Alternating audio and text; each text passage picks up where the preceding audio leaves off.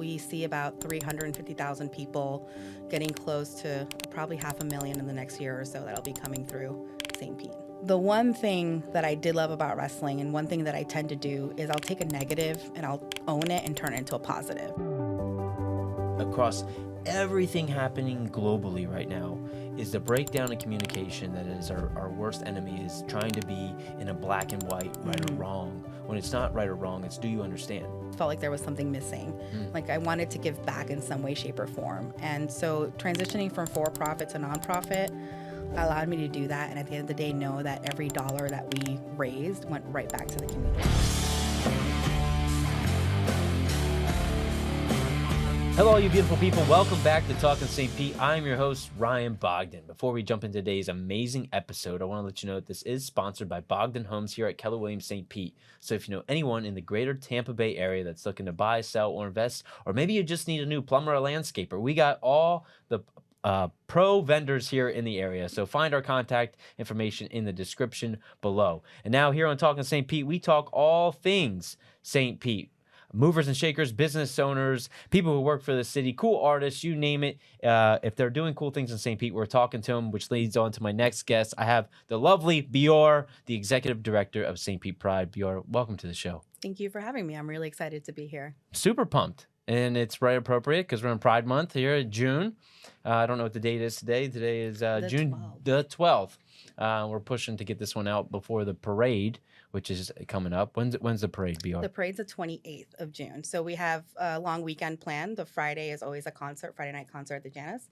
The Saturday is our parade and festival. So that's at North Straub and South Straub Park. And then the Sunday is the street fair, and that's at Grand Central.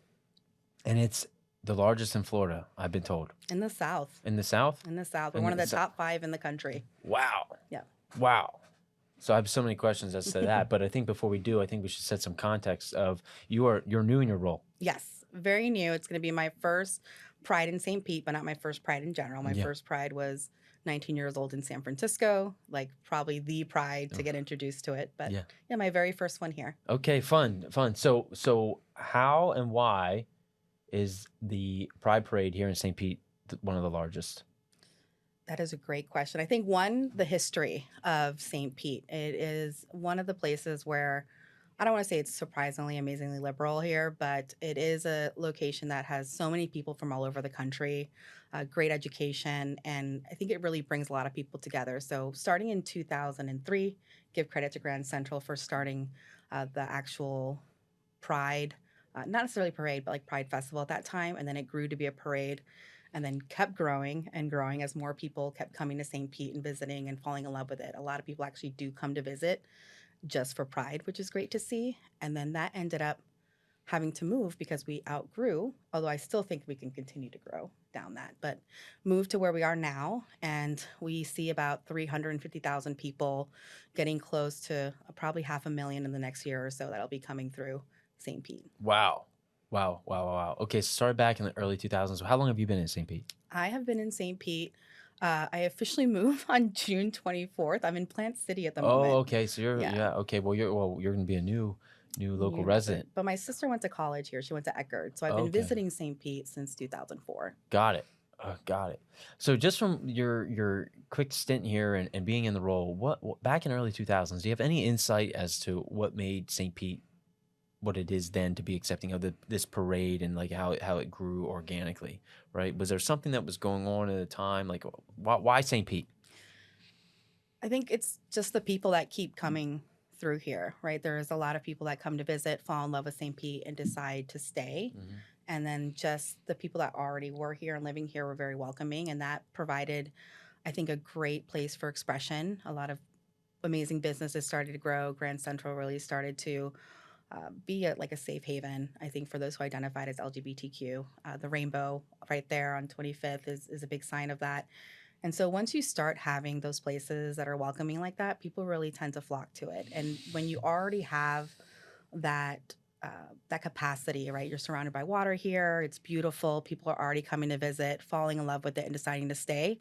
That really creates a great community to have something like Pride develop. Yeah, and as you were saying that, I was thinking about how I'm sure the arts are directly involved with that. You know, the St. Pete community is a very highly artistic community. There's tons of museums here. The Dali has really been a staple, and that's kind of, moved its way down central. Gulfport's Oh, highly tons of like really well-known, profound artists live in Gulfport.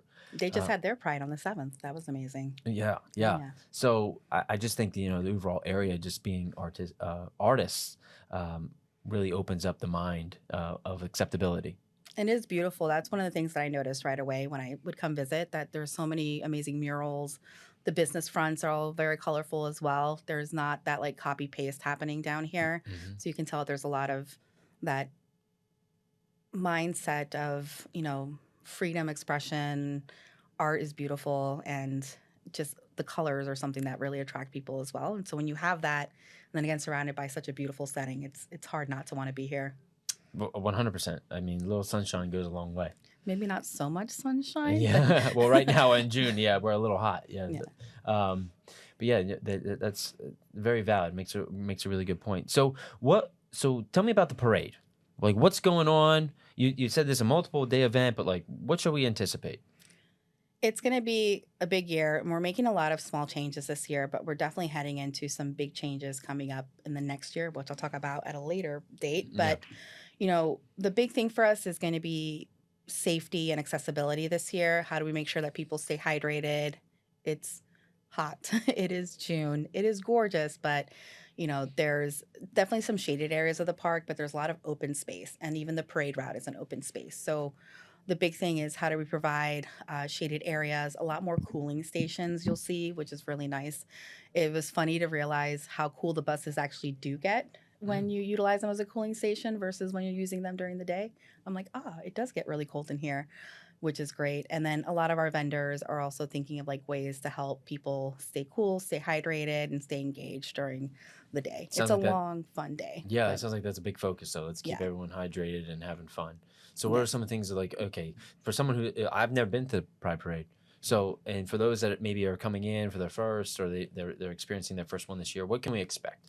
I would equate it to like a very condensed music festival in a way, because not only do we have just entertainment on stage all day long, ending with a really wonderful concert on that Saturday night, we have over 200 vendors that are going to be available. We have 50 plus food trucks. You're talking bars scattered all over the place, and it still is very family friendly as well, but you can expect to have a really fun day. I mean, there's no shortage of things to do that entire day. From 12 to 5 is the festival. Then we kick off at 5 o'clock with the Trans March.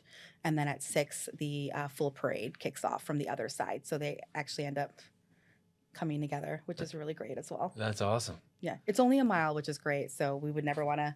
Everyone's like, why can't it be longer than a mile? I'm like, you march a mile Right, in the heat. in Yeah, the heat yeah.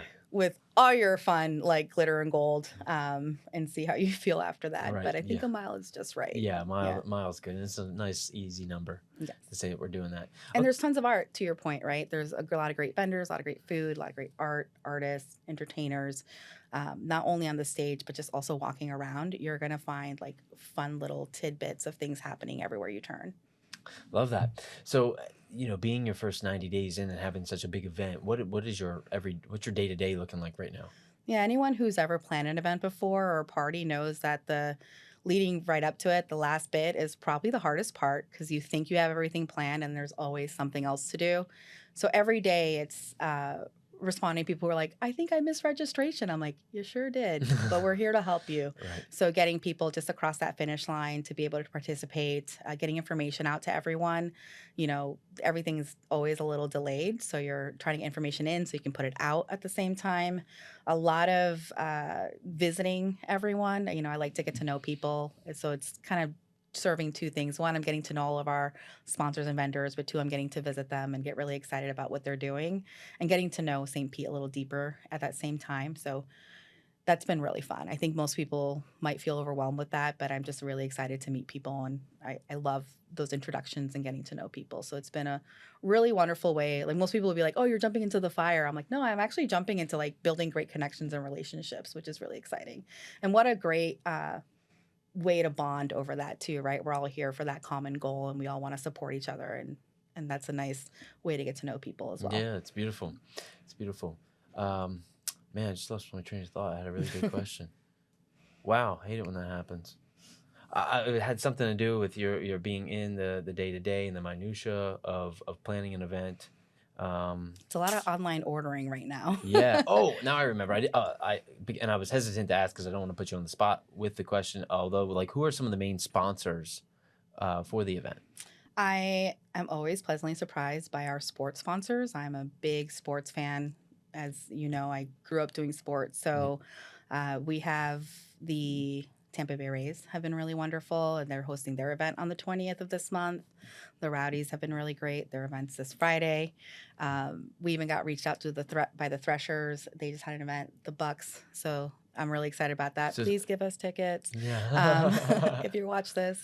But all the sports teams have been really great. That's one. The health centers, medical centers have always been really good to us as well. Metro being a big sponsor, CAN's another one that are really good to us. If I miss anyone, I apologize. TGH is a big one as well. And then some financial organizations, GTE, to name a few, have also come in and stepped Yeah. up, which has been, I think everyone is expecting a lot of shifts in sponsorships this year just because what's been happening. But I think where people have made some amendments, other people have stepped up and have really helped out. But Yeah, it sounds like there's an abundance. Like, there's one thing, you can always find people who want to support. yeah. And there's so many great, like, local businesses, big businesses here in the area that shouldn't ever be an issue. And that's why I was just curious of who Yeah. some of your big names were. Oh, and then, Hard Rock is another big one. Busch Gardens, which I love, Nice. is another big one. I'm like, Oh, bring the animals. Yeah. Okay. Well, it makes sense for the scale of this because these are not small names that are backing it. No, but we are backed by a lot of small businesses, local yeah. businesses as well. So that's really wonderful too. And you'll see them mostly, I would say, at like our street fair, especially in Grand Central. But there's a lot of smaller business that give what they can, and we appreciate that. And volunteer time is huge. If anyone's willing to volunteer, we always need them as well. For what kind of positions? Anything and everything. So the Saturday is the big one. So some people would like to come in the morning and then kind of watch the parade, but we always need people for the afternoon and the evening to help with just helping people find, where to go, helping people stay hydrated. You get a lot of free swag, which is really nice, and passes to some of our other events. We really do love our volunteers. We're actually an organization ran by volunteers, which people don't realize because we seem so big, but small full-time team, big volunteer cohort that does great work. Yeah. So what's the team structure look like? For a long time, my predecessor, Nicole, I give her so much credit. She was the only full-time staff member. Wow. And the board took on a lot and then also the volunteers. Now I'm very fortunate. It's myself, and then we have a part-time finance person, Jim, who's the greatest human being alive. Anytime someone can manage that many sponsors, vendors at one time, like, give them credit. Amani, she is responsible for our entertainment. So a lot of the vendors, entertainers you'll see this year, Amani's worked really hard to get them going. We had River. They were amazing in doing our social media, and also we do programming year round, which a lot of people don't know. So we had a actual student advisory board who really helped us figure out what are the issues that are affecting our young people and how we can support them. And then how many volunteers do you think? So we have 40 core volunteers, and they're kind of the ones that we can depend on year round. But you truly need about 150 people to make this thing go round. For the event? Oh, yeah. Wow. Okay, but still, from a day-to-day, month to month, other than, for the parade, like 40 people, that's quite an organization. Yeah. We have our we have a volunteer coordinator, which that could be a full-time position in itself. And we're very grateful for Duncan and that crew because they honestly make the world go around. We sometimes get asked to do 2 or 3 events in a day. And if it wasn't for our volunteers, I don't think we'd be able to be at so many places. Yeah. So other than the parade, what are some other events that are happening for St. Pete Pride, like throughout the year? Oh, we have this month alone, there's about 11 events that we do. And then throughout the year, we'll continue to do more. So tonight, we have our Stonewall reception at the MFA. That's a big one. This Saturday at Nova, we have Get Nude, which is for everyone, but it's really in partnership with the Black Lesbian Association. On the 18th, we have Transtastic, which is another big event. That's also going to be happening at the James, and that's a big one. and then we take like a 2-day break. And then we will have women in comedy happening as well, as we're also attending the other events that we partner with. So we are going to be at the Rowdies game on the 14th. We're going to be in Tampa Bay watching the Rays play on the 20th. And then the following weekend is the big weekend. And so the 27th, we have the concert that night. The 28th is the parade and festival. And the 29th is the street fair. Wow. So we are event heavy. Yes. And then October comes and we are doing Franken Pride. And that's again in Grand Central as part of the Halloween. And then we do our Red and Green. And then we're rolling out a ton of great events next year that'll be year-round celebration for us. Yeah. So how does one become the executive director of St. Pete Pride? What's your story? How did we get here? It was a happy accident, I would say. I worked in nonprofits for a long time, so I have a hospitality background. It all started in San Francisco, working for some big names. So it was Fairmont and Kimpton's, who are two of the best organizations that I worked for when it came to hotels and hospitality. Just really amazing formal training that I had with them. That transitioned into traveling with Fairmont. So I got to go to Bermuda and live in Bermuda for a while, which is really great. That's nice. Yeah. That sure doesn't suck, right? I was not upset about that at all. Oh, after 3 years, you're like, there's only so much drinking and volleyball I can do. Well, yeah, and it's small. Did you get island fever? Or you do. Yeah. Because not while you're on the island, but if you want to see anyone or visit anyone, it's a flight. There's no road trip. There's no just shooting over to the next state or the next town. And everything had to be really planned and calculated. There's only certain flights in and out. But it's beautiful. Yeah. I can't complain, right? And the hotel was amazing, and I got really, really well taken care of and made some lifelong friends there, which is nice. That's awesome. It's almost like being on a college campus, but you're all professionals. Yeah. And then that led me to Boston. Okay. And in Boston is when I transitioned from hospitality to nonprofit. And that's when I really got involved with youth development, sports-based youth development, specifically with inner city kids. And there's so many things just about who I am as a person that it synced up really well. An immigrant, person of color, youth who didn't really have a lot of accessibility to sports that was made available through organizations like Beat the Streets that I was working for. And that led to just having a passion for mission-driven work. So the background in hospitality, the working for youth development led me to begin consulting with a lot of different organizations on how we can better prepare ourselves for anything and everything that gets thrown your way when you're working as a nonprofit. There's always going to be, development issues, and are we financially stable? Or there's going to be political issues that come up that you have to handle. And then there's going to be issues that are just affecting the community that we're serving on any given day. And that led me to a lot of different organizations that were working with really challenging missions. And so when I started looking for work again, my family actually lives down here. So after 10 years in Boston, I was like, time for a sabbatical. Let's go somewhere warm-ish. So September was a perfect time to come visit because I've only ever been here in July. Oh, yeah. And I was like, why would you live here? It's so hot. And then we started coming in for Thanksgiving because my family's down here. And that was really wonderful. And I was like, all right, Thanksgiving's not so bad. We can actually eat outside. Yep. And then one time I came in January when my birthday was, and I was like, oh, I get it. This is nice. I see now. Yeah. You can't come during our winter. No.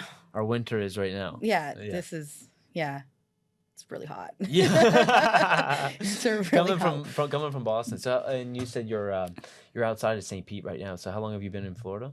Since September. Okay, so moved in September. Your blood's still thinning out. Yeah, well, finally, the other day I was like, oh, it's cold in here.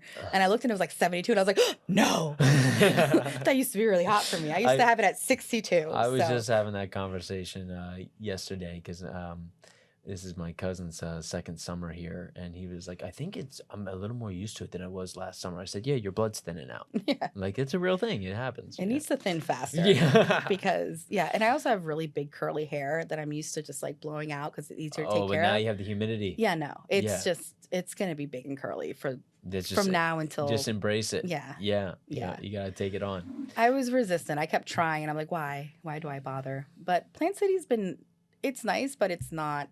It's not St. Pete. It's not St. Pete. I'm biased, but I mean. Great strawberries. I'll give it that. Yeah, right. Yeah, and I did. The Strawberry Festival was like the highlight. Oh, so from September till now is like all anyone talked about was the Strawberry Festival. I was like, come on, there's got to be more going on than the Strawberry Festival. No, this was the thing. And the entertainment was good. I could hear the music, and they had like Zimmerman and a lot of really great country artists. And I'd be like, country music, country music, country music. And then one day I'm like, is that Boys to Men? Oh, yeah. Like, what? So a lot of great. pleasant surprises in Yeah. Plant City. You can sleep through it, but don't sleep on it because it has great fruits, a great strawberry festival apparently, and really good milkshakes. And I fell in love with boiled peanuts. Oh my goodness. They're good. Yeah, that was a new thing for me. Yeah. No, you can go out to the sticks and have some fun. That's what. But it's nothing like St. Pete. No, way better. Yeah. It was worth the hour and a half drive in the morning to come here and work here and move here. That's dedication. So, yeah. So that's what I've been doing for months now. Extremely dedicated. Yeah. So what was that you kind of highlighted on it, but just to go a little bit deeper from hospitality, profit driven to nonprofit, how was that switch for you? It felt great because although I enjoyed my work in hospitality, there was something about, especially for a long time I was doing weddings. I've done over 650 weddings in my career, a lot of corporate events, a lot of social events, and you see people really struggling to put something magical together, and they're asking friends and family or trying to save for a long time, and you almost feel this guilt, like, I know how hard you work to plan this day or to plan this event, and thank you for all the money, bye.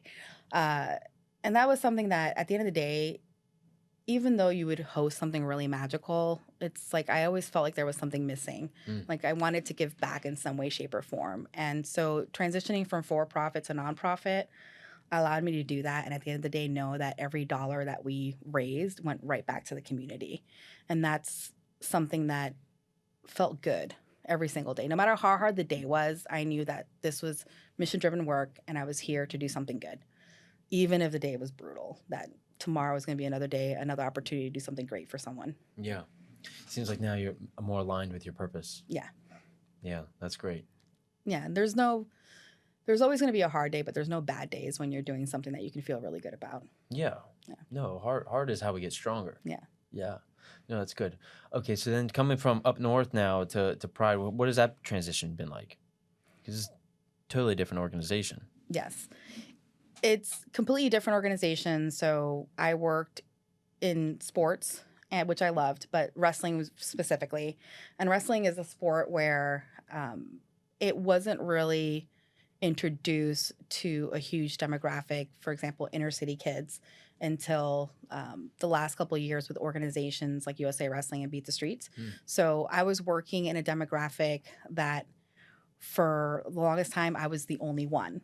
So when I started wrestling high school, I was the only girl on the team. And on top of that, you're typically the only person of color on that. So then when I started with that, it was always a challenge to be accepted into that or to fight for your opportunity to wrestle, which very much aligns with, kind of what I'm doing now.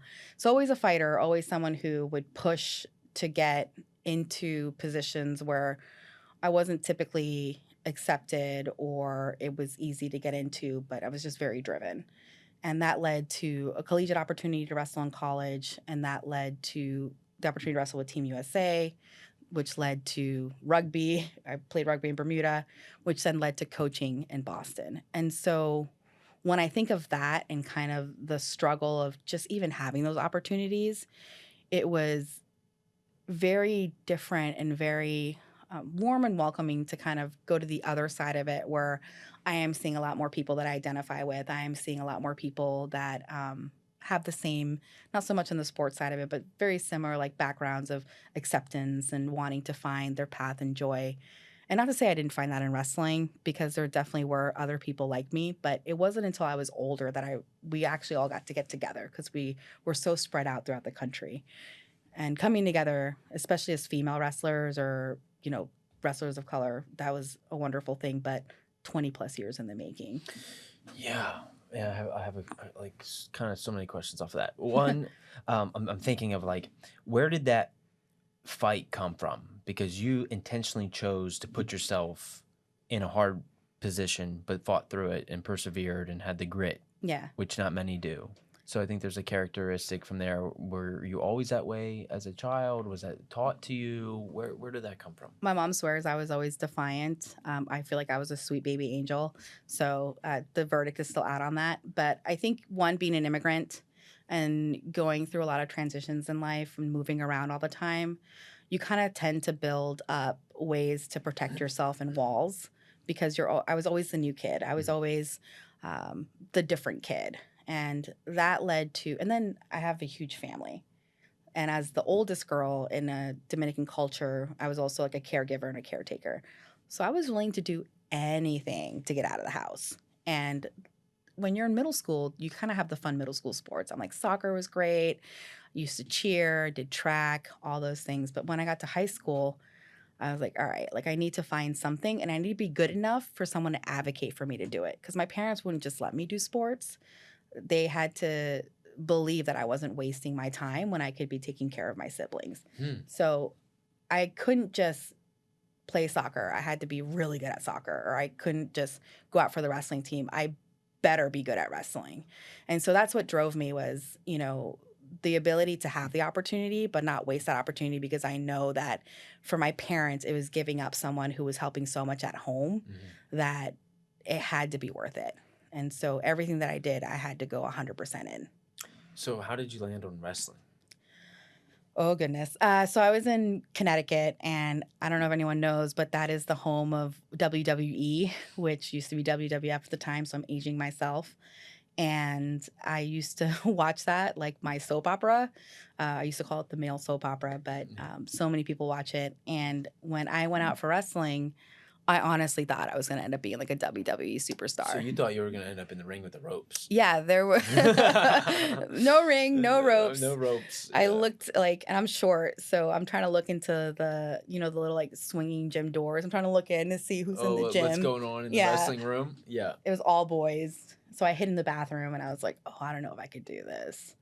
And then I was like, no, I have to do this. This is like the only sport I can do right now. I'm too short for basketball.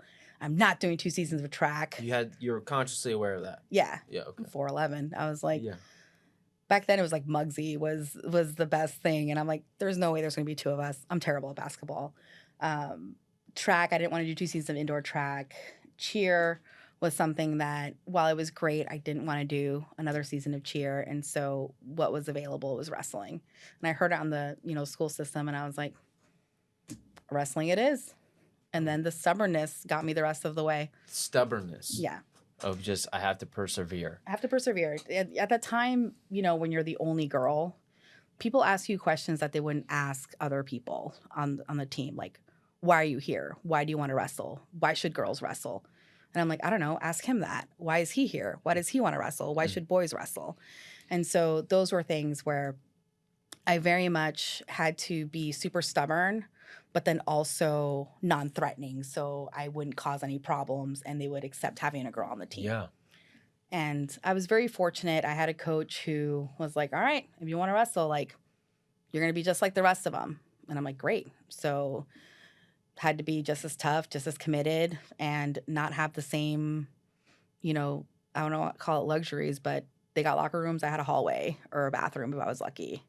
Or, they would forget to turn on the lights in the girls' side of things because it was all boys on the team. Or I had people who didn't want to wrestle me at all because whether it be they don't want to wrestle a girl, a Lusto girl, or religious reasons. And those are things I had to be okay with because, I don't know what their stories are or why, but a lot of people would be really upset for me. And it's like, oh, you don't want to wrestle a girl, or wrestling a girl, there's no winning, it's a lose-lose. And that dynamic has changed significantly because now we have, at the time there was maybe 4 or 5 colleges that had wrestling. Now there's 145 that have women's wrestling. We didn't know that there was any other opportunities outside of being the only girl on a boys team. Now we have Olympic champions.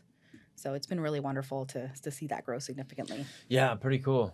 Definitely pretty cool. And I can only imagine with this, because I wrestled in high school, and man, let me tell you, I remember us. We didn't have any girls on our team, but I remember we went up against a few teams that had and it was only ever one. Yeah.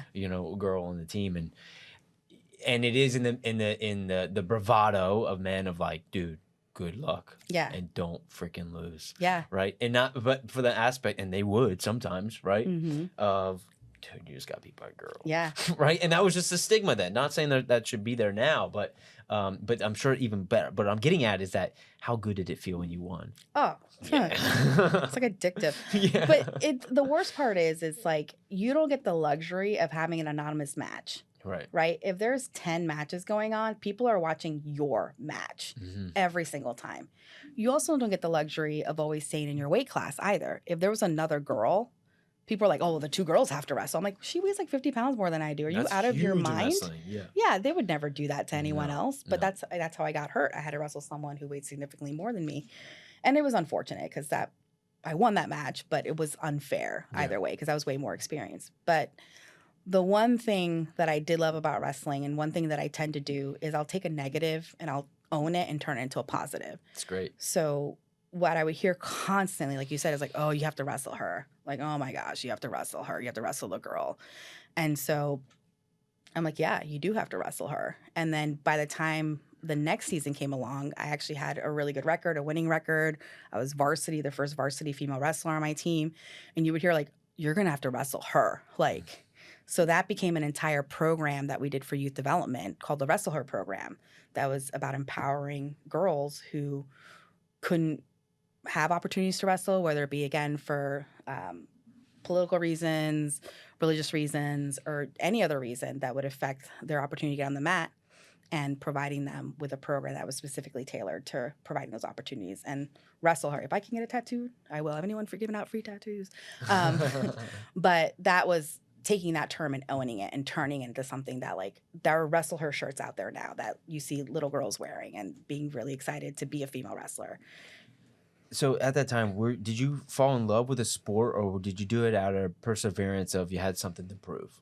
Oof. It has to be both. I don't think you can do a sport like wrestling, as hard as it is. I mean, you have to make weight, cut weight. The workouts are brutal. It's a full body workout every single time. And then you have to go compete, and it's 100% on you, right? There's no one else to blame.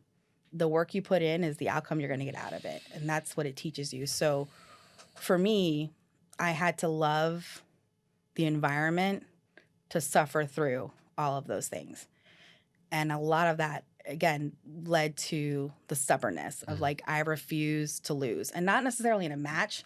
I refuse to be the girl that quit, because I know it's not just about me. It's about every other girl who's going to want to wrestle after me. You felt that then? Yeah. At 14, I felt that responsibility that my behavior, my actions, the way I showed up is going to not just reflect me, but every other girl, every other Dominican, every other, I don't know, short person even that comes after me, right? You take on that responsibility, and that I learned through wrestling as well. That accountability and responsibility that sport teaches you. Mm-hmm. So how is that grit and that perseverance? Because it's so much was, I mean, at 14 to go through wrestling, for anyone to wrestle is just a next level of grit and perseverance, just because it's a team sport, but then you're all alone out there on the island, and you learn a lot about yourself and mental toughness and everything. So I think, wrestlers always have something in common, right? Because we know the suck that we've been through, and especially when you lose and get pinned in front of a whole auditorium or whatever, right? Not fun. And then that's why girls shouldn't wrestle. Oh, you're like, thanks, Mom. No. No. So how has those early childhood moments in wrestling now perspired into your life now, and being a part of Pride and continuing that fight? Yeah. So Forbes put out an article that was called "Why Wrestlers Make the Best Employees," and it was for those reasons. There's the determination and the dedication that you have off the mat before you even get into that practice room, before you even get with your workout partner, before you ever step on that mat to wrestle anybody else. It 100% falls on what you do off the mat, right? How you hold yourself accountable, the responsibility, the follow through. All of that are things that I don't think I could have gotten from any other sport. And other sports do offer that. I think for everyone, they have different journeys, different things that kind of ignites that in you. But wrestling is what did that for me. And so when I started getting into, it's always been career paths, never just like a job. I always approached everything as what am I going to do? How am I going to be better at it? How am I going to persevere? How can I make this better too? Not just for myself, but for others around me. How can I be a great coworker? How can I be a good team member? How can I be a good leader? And those were things that I always carried with me because of the sport, that I was able to maintain. I think when other people would have given up, or if you come through obstacles or losses or failures, that other people would have taken a step back. But for me, those were always like just part of the challenge, part of the learning opportunity, and part of pushing forward. So when I heard about St. Pete Pride, for example, and I started going through the interview process, the big things that actually attracted me to the role was, hey, we're at an inflection point. We were a small organization. We've grown significantly. And now we're kind of in this point that we need to really pivot and move on to um, growing more, supporting more, and being bigger than we've ever been before. And I think most people might think of that as a challenge, but for me, that's very exciting. That's an opportunity. I'm like, great. So how can I continue to take those things I learned off the mat and bring them into an organization like St. Pete Pride, where you do need someone who is going to be a little gritty, who is not going to be afraid to handle those really tough conversations. I mean, I don't think there's going to be an event we do this year that there isn't some sort of protest or there isn't some sort of counter community that is going to be affecting what we hope are really great celebrations. And so you need someone who can really kind of work through those challenges and have a clear mind doing that. And I think that's what wrestling really did provide me with, is that just clear, level-headed ability to see anything and be like, all right, how am I going to make the best of this? How are we going to move forward? And how are we going to do this in a way where our community is protected? And on top of that, we're still giving people their rights and opportunities to do what they want to do as well. Yeah, no, it's cool. It's really cool to I love to make the connections, right? Because everything leads to the next thing, and um, it's like the domino effect of life, and so it's cool to, especially embracing the challenge that you are, because it is for some can be a polarizing topic, Hmm. which is unfortunate because we think we should be accepting of all. But there is that, and so you do need a strong leader at the forefront to break those walls down. Yeah. And for me, too, it's reminding everyone that Pride was built on protest. Pride was built off this resilience as well. And so anytime there is an obstacle like we're facing now, this isn't new. And this is where we really need to look at those who have done this before us and what can we learn from that? What can we do to continue to push forward? And that's why Stonewall is really big, and why we have the Stonewall reception is to honor and respect that and really talk about the things we've already been through as a community. And part of our mission is, we talk about community engagement, we talk about advocacy, but also about education. And that's a big one, because if we don't talk about these things that we've been through in our past, we're going to continue to have the same issues moving forward. Some things are out of our control, right? In the sense of when it comes to who gets elected, we can definitely push to get people into office that are more mission aligned, but that's not always going to be the case. And so when we are faced with someone who maybe doesn't support or doesn't believe in the rights that we fought so hard to have, how do we come together as a community and push forward? Because, and I've been saying this the whole time, is sometimes we become so inclusive that we become exclusive and even become divided within our own community. And it's kind of a reminder to everyone, like, hey, we all have different backgrounds, different things that we're focused on as an LGBTQ community, but at the end of the day, when it comes time, we need to come together and really push forward together and remember that this is only going to happen if we all are fighting for the common goal of our basic human rights. Could you expand on that some? Yeah. I think that Because I like what I think with any community, it becomes an us versus them in any community. mhm, Especially when I think of pride and I think of love, yeah. it means everyone, Yes. right? And I can see how like there's extremes on every end, Yes. and you can have the extreme on the negative and the extreme on the positive, but it's so positive that it actually is neglecting, as you're saying, and becoming this inclusive, exclusive group. And I think sometimes the mission of love is lost. Yes.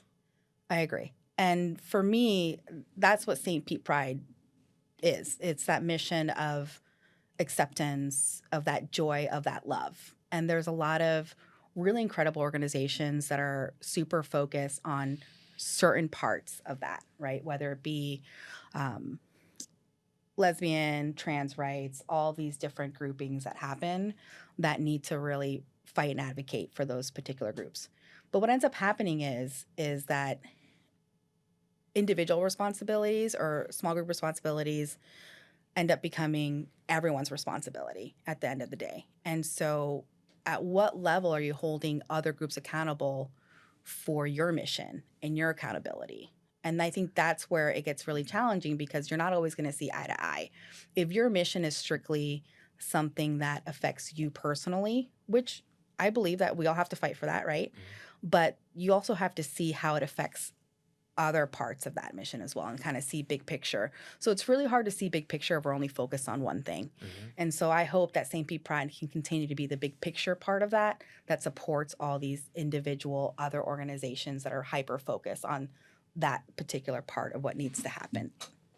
But not everyone will probably agree with that or see it that way, but we also need to have that beacon of joy always made available to our community. And I think that when you are one of the largest in the country, that you do need to represent that happiness, that joy, that love, but still support the other organizations in that fight as well. Absolutely. Yeah, peace, love, and happiness, right? Yeah. That's what we're all for and after. And just the mission of love. And I can see, that's what I was going to say. So Matthew McConaughey's book, Green Lights, he was talking about how he was traveling in Africa, and these two gentlemen he thought were in an argument.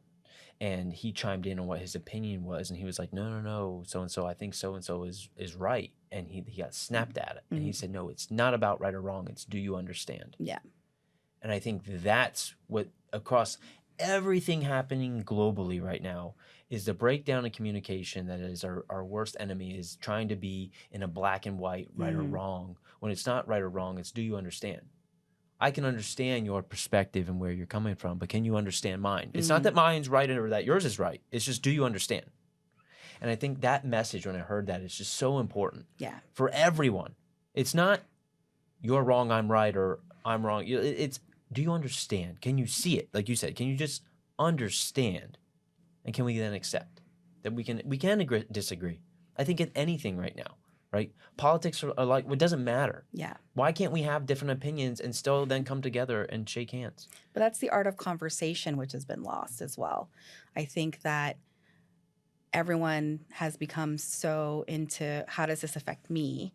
This is about me, and this is my opinion, versus, oh, that's an interesting point of view. I'd love to hear more about that. Let's have a discussion. Because anywhere in this country, and I've been super fortunate to be able to travel with everything that I've done, you start seeing how information is filtered, how people get their perspective, how people's views come. And depending on where you are, that's the right point of view. And when you're traveling all over and you're seeing what people think is the right point of view, you're finding the common thread is that there's the communication that's happening within these groups to have them believe in that. Yeah. And so when we lose the ability to have a conversation and everything turns into an argument, we're not going to get anywhere. No. And no, that's because it's where, defense. Yeah. It's ego versus ego. Yeah. And that's kind of, to your point where I feel like that inclusivity, exclusivity happens because no one's having a conversation anymore. It's about how does this affect me? No, because when you're part of this group, it's like, well, if you're not part of our group, then you don't understand. You're not with us. Yeah. If you're not with us, you're against us. Right. What? Which is not the case. On any side, right? Anything. It could be wrestling versus soccer team, right? Yeah. Well, if you're not a soccer player, you're not with, like what? And that's another great thing about sport. You can fight to you're exhausted and you just have nothing else to give, and then you hug it out afterwards because like, wow, that was great. Like we just both put on something really amazing, and I'm gonna go home and go to sleep now. But thank you for right. But that was something, just that ability to let go of that ego, like you said, and have an honest, open conversation where you're actually looking to engage in conversation versus an argument gets lost. Yeah. I'm just coming from a place of, I think questions are so important. My team's gonna laugh when I bring this up, but like AI is going to create a society where questions are the only thing that matters. Because information is a commodity. We can have information. We can have answers like in that. Seconds, yeah. It's only gonna, that time is just gonna short. But those who ask the better questions will get the better answers. And so the way we ask questions and come from a place of understanding becomes extremely important, and especially when the topic is as complicated as pride. Yeah. Right? It's not black and white. It's not. And I think we live in such a society that things need to be black and white. We feel like, but they're gonna laugh when I bring this up. I've been studying the quantum world. Okay. I just had to see it. Yeah. Well, they know because I bring it. But the beautiful thing, and people don't understand Wait, why. but are we talking like quantum physics? Okay, I'm like, are we talking like Marvel? Or No, are we no, no, talking, no, okay. no. Like actually, like things that made Einstein stay up at night because he couldn't figure it out. It was drinking in Bermuda, by the way. Yeah, That was Mark Twain. But in the world of quantum physics, which is the study of the smallest things that we understand in the universe, things are not black and white. No, they can exist in what's called a superposition, which can be infinite possibilities all at once. So when I found that out, I'm like, oh, well, if there can be a gray area in the finest, smallest thing that makes up the fabric of our existence to what we understand on a scientific level, that means there can be a gray area in life. Yeah. We don't have to have black and white. And so people laugh, like they're like, Ryan, what are you doing? Why are you studying the quantum? I'm like, well, AI has opened that door for me to be able to do that first. So that's neat. Second, I'm finding and learning more about life because that is what makes us. And so the more principles I pull out of it, it gets me in a situation where I'd be like, it's not right or wrong. Yeah. It can be both. It can be right and wrong. Depends on whose perspective as well, right? That was something that I always found super interesting was if you really approach everyone with, do you ever watch like Ted Lasso? It's briefly. Oh, yeah, so good. It's obviously sports related. Yeah. But he's this coach that was out of the Midwest and got recruited to go coach an English soccer team. And so TV show. Not real life. The best TV show. Yeah, no, it's funny. I've seen if a you few want to episodes. laugh and cry, this is the one. But the one thing that he said during a scene where he was playing, what is that called? Darts against one of the show like villains was that the show villain had no idea if Ted was good at darts or not because he wasn't curious because he never asked.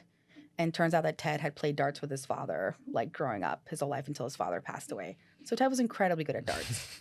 So the guy made a wager thinking that he was going to beat Ted with darts and ended up losing. And the last, just made for TV stuff, right? The last 3 darts ends up winning.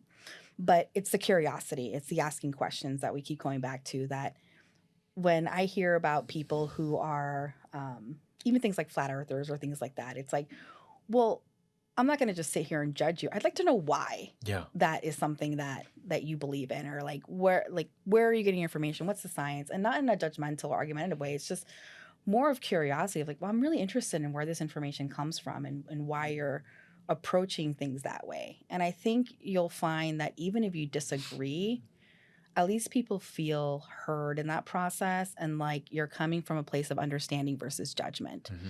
Now, am I going to have the same belief? Probably not. But it doesn't mean that unless it's against like my rights or my ability to live as a person or people's rights or ability to live as people, which tends to be one and the same, then I'll tend to really want to have a really good conversation about it. And some people you can't even talk about it. And that's when you have to choose to walk away. Well, and that's not my people. Yeah. So then I go to a biological thing about humans and conditioning over thousands and thousands of years of communities. Yeah. Right. We all want to be a part of some type of community. We need to be a community. So if you believe the earth is flat, well, you're now saying, well, I just want to be part of that community. Yeah. Right. And I bet you if we really broke it down, that's what it comes down to. Oh, yeah. Right. And so, which is good. We need, like, we've been programmed over thousands of years to say, this is my community, this is my flag, and I'm going to stand and fight for it. And I think in a world that's now becoming ever interconnected, will naturally create that division because that's not how we're not programmed to be that way. Yeah. We're not programmed to know 1,000 people, right? And 1,000 people have a lot of different opinions on things. And that's a huge melting pot coming together. And it'll be really interesting to see how the world either decides to become more interconnected or disconnected as technology evolves. And I could be sitting here having a conversation with you in a totally different language, but you're wearing some device that can hear me exactly as you're hearing me now and understanding me. Whereas before there would be a barrier between us of language. And so that will allow more disagreements to happen and or more agreements, right? Nothing like an internet warrior. Yeah. So I think it's just going to be really interesting. But I think even with pride is a community, right? And it's because likes like.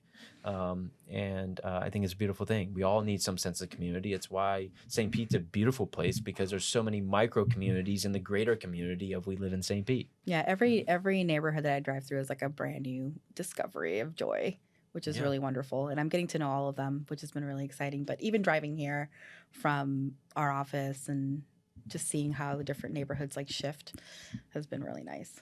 Yeah. So thinking ahead to probably, because you dropped a little hint that said that next year's going to look a little different. So it means you got some things up your sleeve, Bior, that you're thinking about. What are some things? What are you bringing? Because I think if I'm you and what I can imagine is happening is you were thrown into the fire. It was like, let's just get this event to be the best event that we can so far this year. You haven't had time to really do anything. You kind of had to just take in what was already pre-planned. Now looking into the future, once we're past this, what does that look like? You're absolutely right. So my first couple months have been what I call like a listening and talking tour, and really getting to know the community more so than the times that I visited, or the times that I've spent in the summers here, and realizing what does the year look like around here? What is our community in need of? And not just the Pride community, but St. Pete in general, right? What's going on in our quote unquote winter season? How can we really work with the people that live here full time, right? Hospitality, again, driven by that, is something that I always want to take care of our people. And that means our entire community here in St. Pete. So what can we do year round that gives back to that? And this year has been very much, okay, how can I simplify things internally for our team? So taking those skills that I had from event planning and working with larger organizations, and just seeing all the things that are happening this year, making small tweaks to get through it, taking the feedback that we've gotten and doing what we can in such a short amount of time, right? And the big feedback was like, it's hot, we're thirsty, let's make these lines shorter, right? So great. And by listening, I was able to problem solve a lot of things. I'm like, why are the lines so long? Well, talk me through it like it's my first time. And they're like, oh, we wand everyone. I'm like, you wand 300,000 people as they come through? And they're like, yeah. I'm like, well, do we not use metal detectors? Right. And they're like, no. And I'm like, why? Well, it's just how we've always done it. I'm like, well, no, we're getting metal detectors. So instead of like 3 people in a minute, you can now process 150 people through the gate in a minute. Right. So little things like that was my priority coming into this season. And then thinking of, all right, how can we not only alleviate what this month looks like, in the sense of just so many events that are saturated, not only by St. Pete Pride, but our entire community. And we want to be out there supporting those other events as well. And the only way to do that is to shift some of our events around, revisit what those events look like. And one thing that I'm really excited about is I want to be like the opener and the closer of Pride Month. And those are things we do really well. So how do we take our kickoff and turn it into a kickoff weekend and really have that so people can come visit us during that time, or people that live here that are going to be leaving because it gets hot, that they can celebrate with us in the beginning of the month, and then continue to tweak some things at the end of the month that are going to really just make all the events that are happening in between, one, spotlighted, because now we're reaching that big audience that we do not just at the end of the month, but leading into it. And then also be more mindful of when we roll things out. Things have to happen a lot sooner. I think the organization for a long time has had to run on catch-up mode, which happens when you go from small to large. So being really intentional about rolling things out earlier, having things ready to go by Q4. For most businesses, that's, October, November, December. So by that time, businesses are making decisions of what they're supporting in the next year. And especially if you're talking to smaller businesses, we want them to be able to participate. We want them to be able to plan ahead. So getting things out before the year end for next year is important.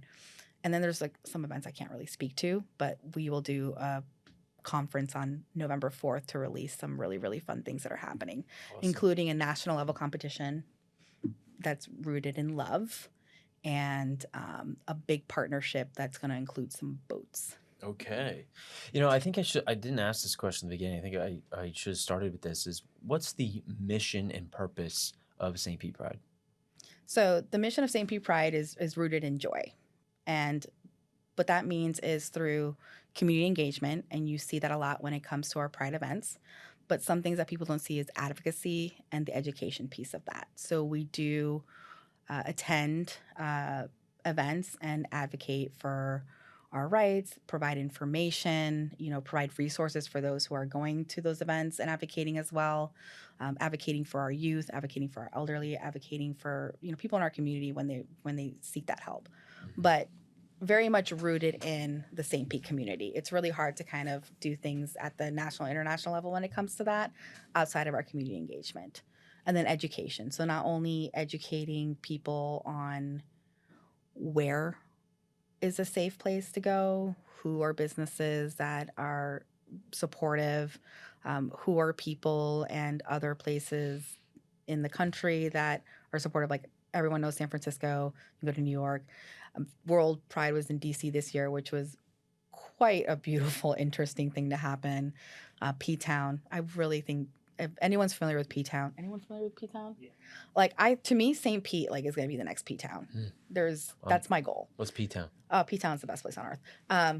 Can you explain P-Town to him? No, they don't. No, they can. Oh man. So P-Town is in Massachusetts and Cape Cod. So same thing. Something about peninsulas, right? Same thing with San Francisco, but the entire town is like the friendliest LGBTQ place you'll ever be. And that's mostly because of the allies that are there and that have lived there for a very long time. But everywhere you go, there's going to be like a drag performance or some sort of LGBTQ themed thing that's happening. And then they do themed weeks as well. So there's like Bear Week, there's youth and family weeks and things like that. And so you just go there and they're like, I'm so happy. Everything here is so friendly, so fun, so colorful, so vibrant. And there's just a lot of that I see here in St. Pete. And I think that, and it's very similar in the sense that people are there for half the year and come for half the year, but then there's also the local community that's there full year. So there's a lot of people that I think actually come here from there and vice versa that really helped create that friendly environment. And so when you think, again, of all the different art and culture and history that's here, that I really do feel like St. Pete would be the perfect just place for that down here for all of the South. Yeah, I mean, it's, the snowbirds, they go north, they come south. It's, they migrate. Yeah. But keep rent affordable, please. Yeah. For all of us. That's a tough thing when there's so much demand, right? For an area, and then it's not that big, right? It's really not that big, and we're already pretty dense, so it's tough for new construction to create more supply of places. But that us being in real estate world where we look at that closely.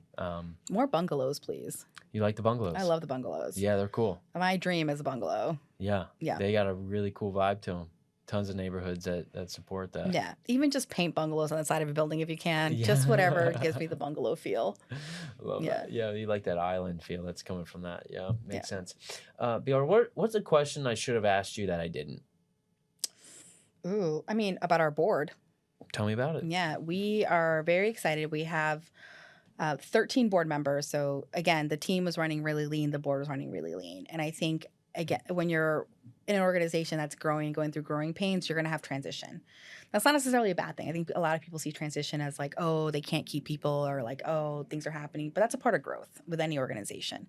And so we have 13 board members. I call the board members from last year into this year the core four is what I call them. And they've been really great. So our president, Dr. Bior Guigni, Stephanie, who is our VP, then Darius, who's our treasurer, and Molly, who is just an incredible board member and partner. They were the ones that were responsible for hiring me. And I got to come in not only to that part of our board, but 9 new board members as well. So we're going through this journey together. And they are made up of some really incredible individuals, from marketing backgrounds to psychology backgrounds to, hopefully, if anyone's doing legal, please come see us. We need someone with a legal background or HR background as well. But really a diverse board, which is really wonderful to see, and with lots of different talents. And that's going to be incredible in shaping what the next year looks like, because we can now actually start forming real board committees. I think when you're doing something as big as Pride, you end up kind of being an event planning committee versus if anyone knows nonprofit, you need like your development team, your financial team, your executive board, and things like that. So as I'm learning and growing into my space. So are they. And then we're also learning how to work together, which is really exciting. So a lot of fresh, you can almost consider it like a whole new organization at the end of the day. It's not only a new executive director, but a whole new board to support that. And the mission realignment and getting out there with the community is something that they've been really wonderful at doing as well. Yeah, a lot. Sounds like a lot of change, and they got a strong leader. Some strong leadership opportunities ahead as you grow. You'll have your challenges and excitements and all the things along the way, and that's really cool. Yeah, I think and having a good team is everything. Yeah, right. I'm very excited that working in nonprofits and consulting nonprofits, I've seen probably every type of board that there could be. And this board not only has incredible skills, but also are very generous with their time. For those people who don't know, board members in nonprofit are volunteers as well. So those are not paid positions. So these are professionals who do their full-time job and then come and dedicate a significant amount of time. And this time of year, their nights and weekends, just like our volunteers. Wow. Yeah. Wow. So I love to ask every guest, if you're in St. Pete, and it's your birthday, and I know you're still figuring it out, but it sounds like you got a good finger on the pulse. Where are we going to eat? Okay. It's a whole day. Okay. You're not let's just go. Come on. Let's go. It's a birthday month. Yeah. Okay, let's go. All right. So we're gonna start our day at Pour and Decor because it's adorable and I love coffee. And then we are going to go to, where should we do lunch? I'm such a creature of habit. I really fell in love with Gateway Sub. Oh, love those guys. Yeah. We've had them on the show. I keep trying to go on a Monday. I keep forgetting. Mondays is a meatball sub day, and I've missed it every time. But the spicy Italian sub is amazing. Yeah. So we'll do lunch there. Shout out to Grant. Great guy. Michelle's my favorite. Best sandwiches on earth, but Grant's a great guy. Give Michelle a raise. Yeah. But she makes the best sandwich. It's a Michelle sandwich. Like you just know when you have it. So that, and then you have to start with cocktails. So I'm open for suggestions there. Anywhere fun. But where have I gone drinking? Where have I gone drinking? That I can remember. No. Yeah, right. What I really would want though is CB Lundy's has these like boozy pops that they did for. Where? They have this like little pink bus that has boozy pops. Okay. So afternoon boozy pops. Boozy pops in the afternoon. Pops. Yeah, this and is then, fun. This is a good day. Yeah, mangosteen. Okay. For some noodles would be really, really good. And then where should we go for dessert? Well, where are we? Okay, we're having this is lunch dessert. No, we're at dinner already. We're at dinner. Where have you been? You're drunk off these popsicles. Yeah, I'm so drunk off the pop. I didn't know we went to dinner. Yeah, no, we had coffee. We had sandwiches for lunch. Okay, I thought mangosteen was just like a little filler. No, the boozy pops are the filler. Okay, got it. Noodles for dinner. I mean, you can do a second dinner. Late night pizza is always a good way to go. Got it. Oh my gosh, there's this new place that opened, and they do like the craziest shakes. I don't know the shake place. Is it downtown? Yeah. On Central? On Central. No. Where? I will find it and get back to you. But they do like the giant shakes. Okay, yeah, we don't know about this one yet. Yeah. And then for late night pizza, what's that pizza place next to the Janice? Oh, yeah. Yes, Joey Brooklyn's. The 5 cheese pizza is happening. That's at 2 a.m. This is a day. This is a day. Yeah. You can't go. Listen, wrestlers, we go hard. Oh, yeah. And when it comes to food, we don't play. No, yeah. So that's day 1 of the month. Of the month? of the month. It was funny. When I first moved to Florida, they made a mistake on my driver's license. And so this is years ago. I came home from Bermuda, got my license at 29 is when I started driving. So I'm a good driver, though. And but they made a mistake and they put my birthday as November 11th. And my birthday is January 9th. Oh, way off. So, and that's when I turned 30. So I celebrated 30 in January, and then my friends had to suck it up and celebrate 30 in November again. Because you were like, why not? I did the whole year. Yeah. Every week was birthday. I was like, guys, it's the whole year. Like big cert. Big year. Yeah. Big so I like to go big. Yeah. If there's any insight to what's going to happen with Pride next year, it's going to be big. It's going to be big. A lot of food. You show up. You show up. Yeah. There's no half anything. Yeah. We're all in. Yeah. You're getting your own pizza is what I'm saying. Okay. Fair enough. I'm all for it. Yeah. I like that. I like that a lot. The shake place, I'm so sorry. I know you guys are amazing. You're like, come on, think of it. I don't know if I'm pretty attuned to. They're newer. It's on my phone. I know Michael's trying to find it right now. No, yeah, we They do can't. like amazing giant. I think they're downtown. Well, maybe we can edit it in if we Yeah, find it edit it. afterwards. This is my voice. Yeah, yeah. I can just add it in. You'll make it up to them. They'll have their own food truck or something at Pride next year. I want it to be like the worst voiceover, like Yeah, clearly not me. Yeah, the shake place is. Oh my god. No, that's great. So for those of the guests that are still with us, it's been a great show, great information. So appreciate you being here. For those that are still listening, what's one word they can comment below? Love. Love. I knew that was going to be. And being predictable. Well, I mean, it's fitting. Community? No, love is easy. Love is great. Community is a hard one to spell sometimes. Yeah, I know. Yeah. Love is easy. Love is, or a heart. Give us a heart. All Any color heart that you want. Okay, I like that. That's all the different. hearts. We haven't had an emoji yet. No, the heart. Because Okay. they come in different colors. We Yep. can make the pride flag out of it, the progressive one. Yeah, absolutely. Help us build a progressive flag out of hearts. Boom. Yeah. Boom. Well, BR, I appreciate you. Thank you for being here. Did you find it? Is it the yard? I need to see it. Yeah. Is it a crazy giant shake in different flavors? We're trying to figure it out. This is really important. If you get one thing out of this, other than love. Yeah. Yes. Is that it? Look at this. Oh wow. Oh wow. Okay. Is that it? So it's the yard. This is after noodles, before pizza. We're gonna need. Unless you want to have this We're gonna need a nap. after lunch. Yeah. Yeah. Okay, after lunch. After lunch, have that. Beach nap. Yep. Beach nap. Okay. Okay. Fantastic. You have to get to the beach at some point. Yeah. It's a heck of a birthday. We're Yeah. celebrating. Yes. January, so it's the best month here. Yeah. Yeah. It's cool. Yeah. I'll send out the itinerary for everyone on our website so they know where to join me for my birthday. You should. It is a holiday. Yeah. And my last job, it says, I love my old coworkers, but it would say Bior is off day. And then it would just be like birthday celebration items listed all the way down. And I always had to work on my birthday, so that was even funnier. Fantastic. Well, BR, you've been great. Thank you. It's been a pleasure to learn everything about you and Pride and all the fun things that are coming up for the rest of this month.